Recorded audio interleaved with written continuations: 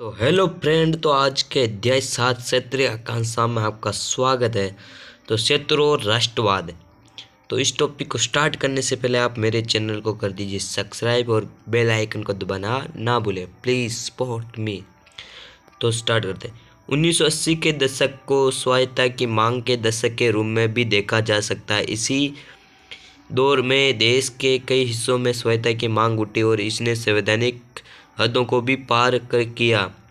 इन आंदोलन में शामिल लोगों ने अपनी मांग के पक्ष में हथियार उठाए। सरकार ने उनको दबाने के लिए जवाबी कार्रवाई की और इसी क्रम में राजनीतिक तथा चुनावी प्रक्रिया अवरुद्ध हुई।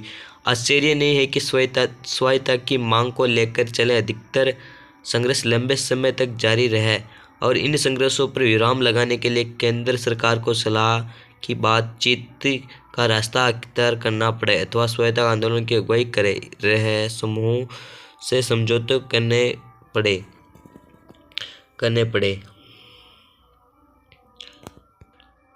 बातचीत की लंबी प्रक्रिया के बाद ही दोनों पक्षों के बीच समझौता हो सका। बातचीत का लक्ष्य ये रखा गया कि विवादों के मुद्दों को संविधान के दायरे में रहकर निपटा लिया जाए। बहरहाल समझौतों तक पहुंचने की ये यात्रा बड़ी ही दुर्गम रही है।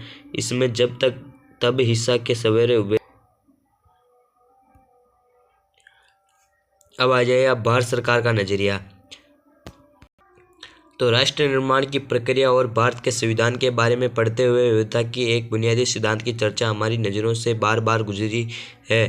भारत में विभिन्न क्षेत्रों और भाषाई समूहों को अपनी संस्कृति बनाए रखने का अधिकार होगा। हमने एकता की भावधारा से बंधे एक ऐसे सामाजिक जीवन के निर्माण का निर्णय लिया था जिसमें इस समाज को आकार देने वाली तमाम संस्कृतियों की विशेषता बनी रहे।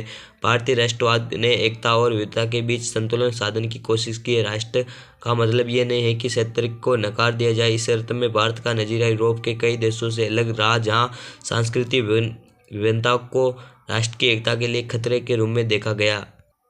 भारत ने विविधता के सवाल पर लोकतांत्रिक दृष्टिकोण अपनाया। लोकतंत्र में क्षेत्रीय आकांक्षा की राजनीतिक अभिव्यक्ति की अनुमति है और लोकतंत्र क्षेत्र को राष्ट्र विरोधी नहीं मानता है। इसके अतिरिक्त लोकतांत्रिक राजनीति में इस बात के पूरे अवसर होते हैं कि विभिन्न दलों और समूह क्षेत्रीय पहचान, आकर्षण अथवा किसी खास क्षेत्रीय समस्या का आधार बनाकर लोगों की भावना की नुमाइंदगी करे। इसी तरह लोकतांत्रिक राजनीति की प्रक्रिया में क्षेत्रीय आकांक्षा को बलवती होती है।